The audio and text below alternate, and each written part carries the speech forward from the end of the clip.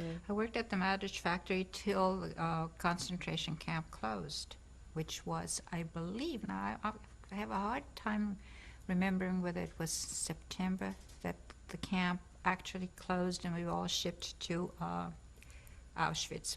Well, it was at that time that Schindler came to Madrid and made him a proposition and said, you know, I'm taking my people to Czechoslovakia. Why don't you reestablish a factory in Czechoslovakia? And Madrid said he didn't want to. He had had enough of the whole thing. But Schindler said to him, well then, I'm making a list of people that I'm taking with me, and I am, because we're friends, I want you to give me some names from your people. And that's how we got on the list, on Schindler's list. And that's how we survived. It was really thanks to Madrid, who was grateful really to my parents for having worked so well for him, you know, that he put us on the list. He put on quite a few people from the factory on the list. And that's how we got on. Do you remember Madrid's first name? I'm trying to think of his first name. I know that Teach's first name was Raymond. Madrid's first name. I may think of it. I don't know. So, when they closed the concentration camp, how did you find out you were going to Auschwitz, or did you find out you were going to Auschwitz? We found out when we ended up in Auschwitz. We were put on a, we thought we were, the men were shipped earlier. And the women were then shipped in the cattle cars, and it took quite a few days. It took some time. We didn't really realize that we were going to Auschwitz till we arrived there in the middle of the night, and they emptied out the cars, and we saw where we were, and it was a very frightening experience. While you were in the cars those 3 days, the cattle cars, what was that like for you?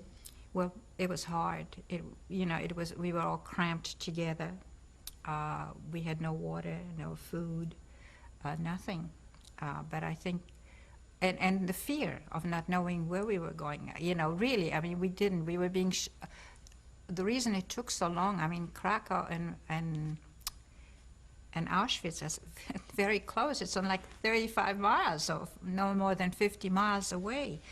But we were, because the Russians were approaching, there were many trains being shunted over to different sidelines, side rails, you know, and that's why it didn't take 3 days. It just took a day and a half, I think. It took us 3.5 days to go from Auschwitz to Czechoslovakia. That was the long trip. But we ended up in Auschwitz in the middle of the night, and that was a horrible experience. Describe what you remember. Fear, smell, burning flesh, shouting orders, not knowing which way to, music being played, slush on the mud on the road. You know, the Germans barking at us, get out, get out, get out, you know, from the cattle cars, finding ourselves on this, and realizing where we were, and, you know, the fear that that was the end, you know.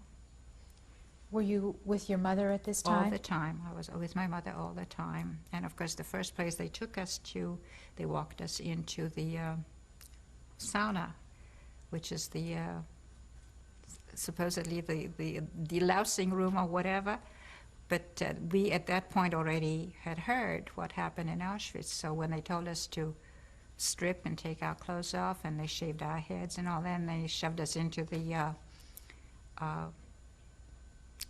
shower room, you know, we didn't know what to expect, you know, whether we were going to have the gas or whether we were going to have actual water. It was a horrible experience, you know. When the water finally came, it was just like, we couldn't believe it, you know.